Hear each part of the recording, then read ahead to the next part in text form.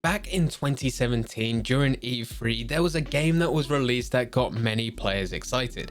This game was Skull and Bones. Skull and Bones was an open world MMO from Ubisoft, which took all of the best things from Assassin's Creed Blag Flag, being a pirate and the naval combat, and pull it all into one game. From the reveal trailer, fans were very impressed, and originally it was scheduled to release in 2018. But here we are in 2021 now, and it still has not been released. There even isn't a set release date for the game. So what happened to Skull and Bones? The game that so many players were excited for, but it just seemed to fall off the face of the earth. This is exactly what we're going to be going through in this video. But before I talk about Skull and Bones, if you do want to see any more content from me, there's links to absolutely everything in the description down below. Whether or not you want to just catch up on other social media platforms such as Twitter or Instagram, or you want to find more content such as Twitch or the other YouTube channels. Links to absolutely everything can be found in the description, just pick whatever you fancy. Getting back into the video, for those of you that have never heard of Skull and Bones is a tactical action game set in an open world environment and played from a third-person perspective.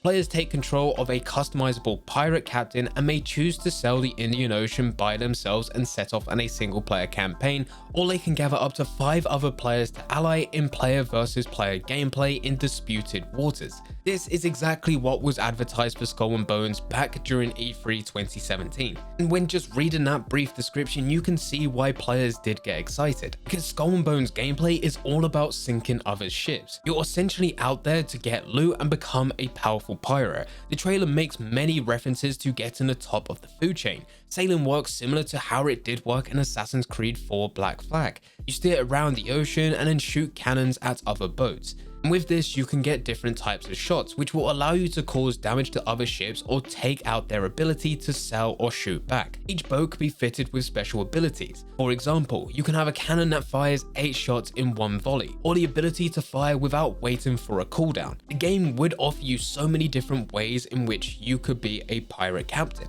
You have different ways to sail too. We see in the demo that you can disguise yourself as ships from different factions, and you can set your sails for speed rather than combat or the ability to maneuver. You can play it as solo, but this game is aimed at those that want to team up with their friends, so that you can combine your various abilities to take down the really big enemies and claim maximum loot. You'll need to buddy up to sink the big warships even if you're powered up yourself. The only problem here is that alliances are fluid in Skull and Bones, so you may find that your teammates turn on you when it's time to divide the treasure.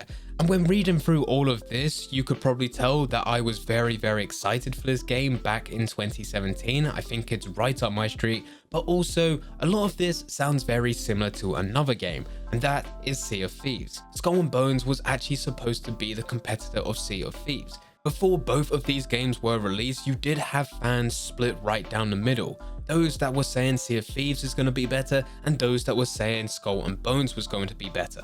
When 2018 did come round, Sea of Thieves was released, and back then it didn't have too much content, but it did eventually start picking up as it was updated regularly. Now it has got a very big fan base backing it, but Skull and Bones is continued to be delayed. Skull and Bones was due to release back in 2018, so that means it now has had 3 consecutive years as we are here in 2021 where it has been delayed. And Ubisoft have said before, for new IPs, it is common to have evolutions of creative vision, and this requires more development time. This was a direct quote when talking about Skull and Bones and the amount of delays it's had. And I think this is where it brings us on to the first major point. The vision and scale for Skull and Bones is a big factor. I've now looked at many articles that talk about the development and also what was announced in E3 2017. And it seems that this was supposed to be one of Ubisoft's more simpler games, taking existing mechanics that they know worked in previous titles and using it to bring it all together to make a very enjoyable game. But as the Ubisoft developers have said, that vision eventually changed as they spent more time working on the game. And you can see that from quotes such as this. Many of you have been wondering why we have had to postpone our launch. The answer is that we simply needed more time. We dreamt something bigger for Skull and Bones, and these ambitions naturally came with bigger challenges. These difficulties resulted in necessary delays for our game. Critical questions need to be addressed over the past several months, such as how do we modernize the classic pirate fantasy? How do we ensure the more immersive and visceral experience? How do we create cool and memorable moments in-game? For most of these questions to be answered, it was clear we needed more development time.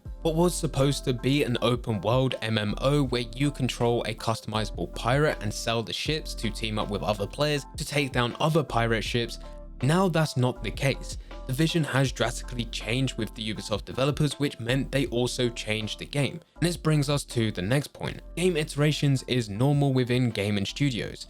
Studios would design and implement mechanics and then test what they have made. If the feedback based on that mechanic is negative, then it's back to the drawing board to make that mechanic more enjoyable or completely scrap it because it just does not fit within the game. And every single game studio goes for this cycle. But with Skull and Bones, for how long it's been in development and all the different delays that it's had, the team that was working on it back when it first started development is a completely different team that is working on it now. And because the team members have changed that were working on the game, it has also meant that the vision of the game has changed as well.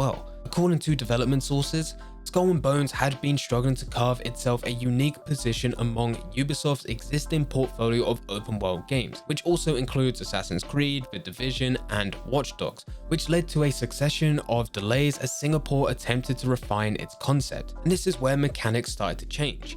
The development team started to tell everyone that Skull and Bones had moved towards a live game model. This game will now feature a persistent game world with quests, characters, and storylines that will drastically evolve and change over time based on the collective actions of the community. One person with knowledge of its development said that social and live storytelling elements of Epic's Fortnite had been a strong inspiration for Skull and Bones' new direction. They said the rebooted Skull and Bones would have had stronger focus on collaboration, as Ubisoft is keen to appeal to audiences beyond the competitive action fans who usually play its other series. All of these changes to the game also brought new people within different positions, which includes the departure of creative director Justin Farron, who later joined Wargaming, and as part of the reboot, Skull and Bones creative director was replaced by former editorial VP Elizabeth Palin. And these are just a few changes to mention, but even with these changes, looking at the whole thing with leadership and also the vision of the game,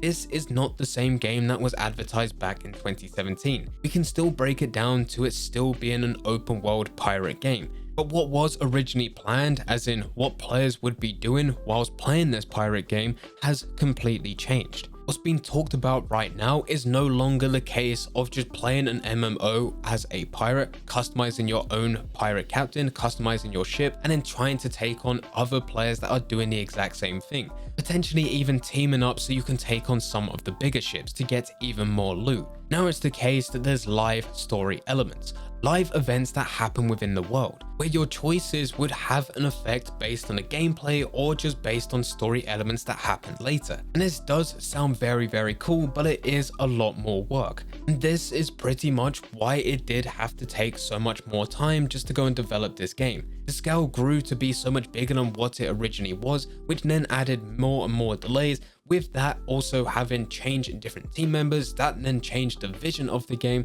which now leads to a game that is completely different to what was advertised back in 2017. Now with all of this, we still haven't got a release date. During an earnings call, the game was scheduled for a 2020-2021 fiscal year release, which has been commented on as a pretty big window even by a game developer standards, but still nothing has been announced. Players are hoping for a 2021 release, but let's be honest here, that's also very ambitious, as we still haven't heard hardly anything with any more trailers, any more updates from Ubisoft on this matter for quite some time. Not to mention with Skull and Bones, it could still have a very shaky release. Sea of Thieves have really filled the gap. Nearly every single time that I looked up a specific type of article for Skull and Bones, there was always some sort of mention with Sea of Thieves. Because as said at the beginning, both of these were going to be competitors. Both of these were scheduled to release in 2018, but only one did. And even though Sea of Thieves did have a very rough start at the beginning,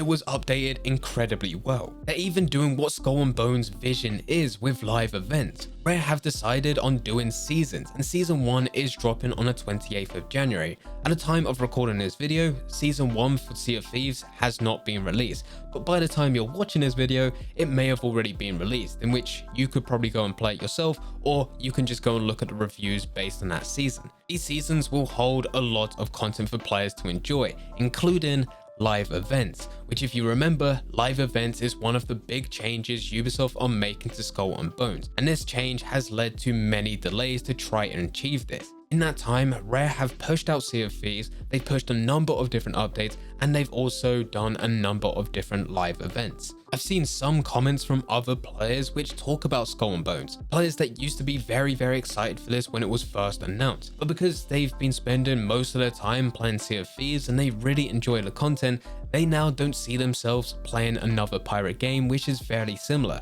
such as Skull and Bones. But what I'm really hoping for is that Skull and Bones gets released and it brings more competition into the genre. So both games have to push out even more content, better content, so that they can have the majority of the player fan base within that genre. And that may just be wishful thinking. But anyway, this is exactly what happened to Skull and Bones. The game is still scheduled to release. Ubisoft are aiming for 2021, but it could still be delayed again. But the biggest thing to take away from all of this is what was shown back in E3 2017 and also what was played in 2018 by lucky individuals who were able to play Skull and Bones back then is not the same game what is currently being worked on. So I do really hope that one day we will get a completely different reveal trailer, which does show us exactly what Skull and Bones is about. Because from every single article that I've read, every single rumor, every single leak, it is not the same game anymore. Anyway guys, let me know all your thoughts in the comment section down below. Was Skull and Bones a game that you saw back in 2017 and was you excited for it? And are you still excited for this game to be released? Let me know all your thoughts in the comment section down below. If you want to talk more in depth about this, or you want to see some more content from me, links to absolutely everything can be found in the description. This is other social platforms such as Twitter and Instagram, or you can find the other YouTube channels and also the Twitch stream. Links to absolutely everything can be found in the description. But anyway guys, I hope you guys did enjoy. If you did enjoy, don't forget to leave a like and subscribe. But for now, I'm going. So see ya.